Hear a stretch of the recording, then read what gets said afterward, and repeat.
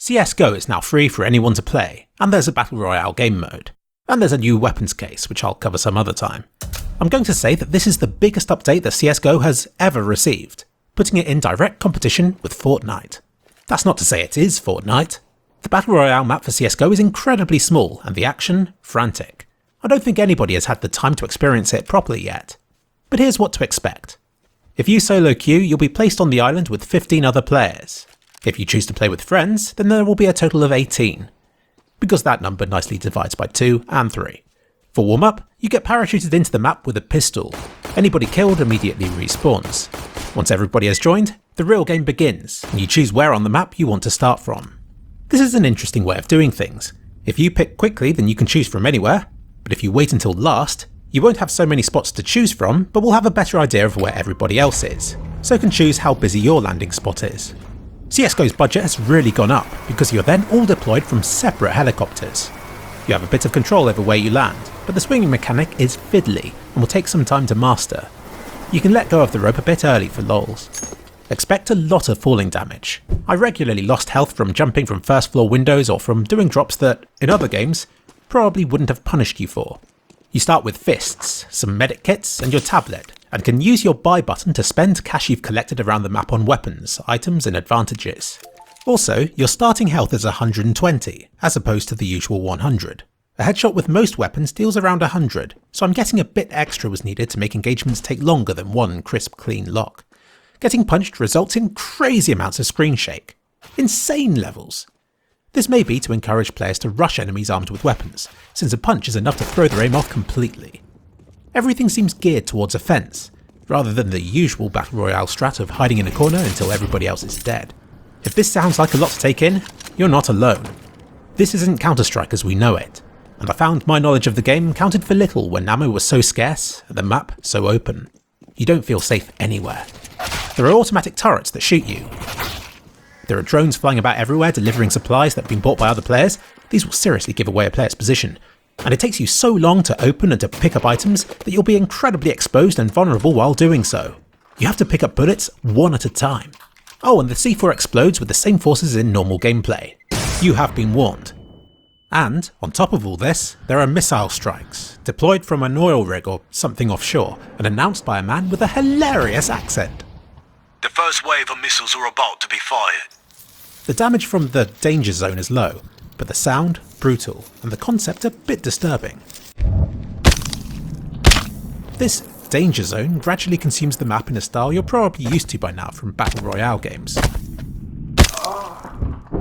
Your contributions to the experiment were noted and appreciated. Thank you for your participation. Your map is very useful, but takes up most of the screen when on show. It represents where players are within the yellow hexagons. This will show you roughly where on the map people are, and your map won't work in underground regions, making you feel even more vulnerable. The games I've had haven't lasted longer than a couple of minutes. I think we're all a bit new to it at the moment, and it will take a while for proper strategies to develop. But it's exciting stuff. And it's not a clone of Fortnite either. It may be Battle Royale, but it's got a distinctively Counter-Strike-y twist to it. And I'm not just talking about the gunplay here. The pacing feels different from other games, and I like how it encourages you to move around, offering financial incentives and risky missions. I haven't felt inclined to camp either, as you have to collect money and items to stand a chance in the end game, especially with ammunition so limited. The learning curve is steep, and I suspect will take a long time to master. Don't expect time for a toilet break. There have been hints to this game mode for years. Weapon fists and breach charge were discovered within Counter-Strike's files ages ago. No doubt the popularity of the genre has spurred this update on, but I hope it continues to offer a different flavour of Battle Royale to the other entries on the market. And let's not forget the other change, which may be even bigger news than a new game mode. Counter-Strike is now free. Completely free. Expect a wave of new players and renewed fears of cheating epidemics.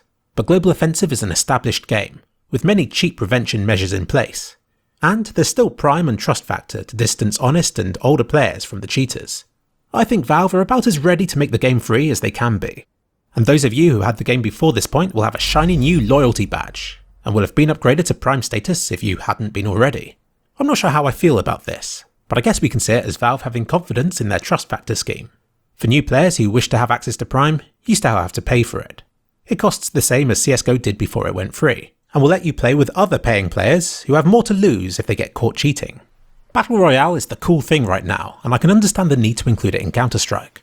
But for me, Classic Competitive will always be the heart of the Counter-Strike experience, and will remain popular long after the Battle Royale craze has died down. If you don't care about this new game mode, then you should be able to ignore it and to continue playing the game as normal. Or at least, you would if the update hadn't broken the game for players using AMD and Intel graphics cards, who are reporting regular crashes following the update. This is a serious issue that apparently extends well beyond the Battle Royale game mode. I'm hoping a solution is found as soon as possible, as this is game breaking. This update is exciting for everybody within the community. CSGO maker Zul has been busy checking out the new items and scripts, of which there have been many.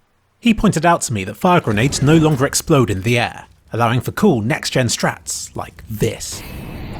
Valve, please fix. And Bez the Bot Whisperer says that bots can spawn and choose their starting points, but they have no way to navigate the map right now, so just stand there, looking intimidatingly at anybody nearby. So yeah, massive update, and now the game's free, you have no excuse not to boot it up and to give it a go for yourselves. On this day, Counter-Strike has transformed into something new. I'll be very interested to know how this update, and indeed this very video, ages with time.